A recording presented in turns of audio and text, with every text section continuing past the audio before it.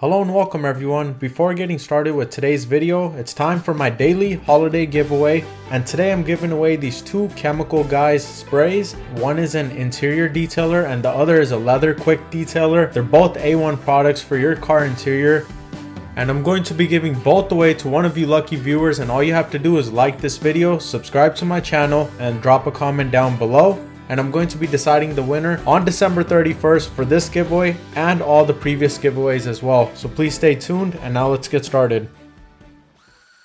Hello and welcome everyone, CarMAN back with another video, and today I'm going to be sharing with you guys my Mercedes-Benz CL550, the W216.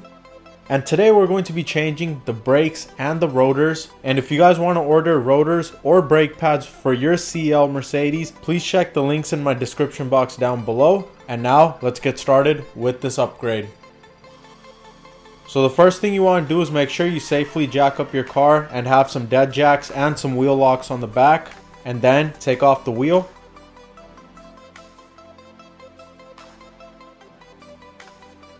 We're going to start off by releasing the caliper, and to do that there are two pins and a retainer clip holding the brake pads and the caliper locked into place. You're going to have to remove these two pins, and all you need is another pin or a screw that will fit into the hole, and you just hammer the pin backwards.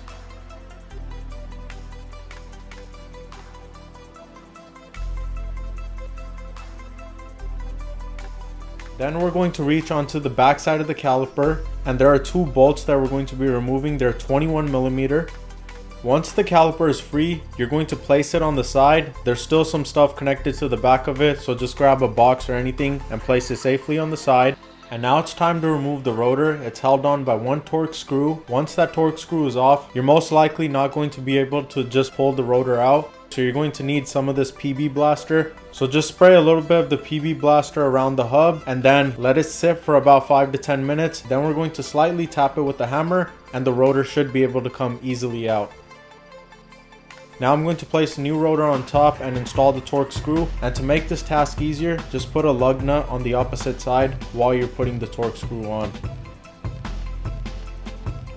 With the rotor back on, now you can reinstall the caliper back into place by reinstalling the two 21mm bolts. And before installing your new brake pads, we're going to have to push the pistons back into the caliper. And the easiest way to do that is just grab these old brake pads that we took out and push the pistons back into place. Once the pistons are flush with the caliper, you should be able to wiggle and push your brake pad into place. And before installing the pads, you always want to make sure you have some brake grease on. Otherwise, you're going to have very loud metal grinding sounds while you brake. Once both brake pads are in, we're going to reinstall the two pins with the retainer clip and hammer the pins back into place.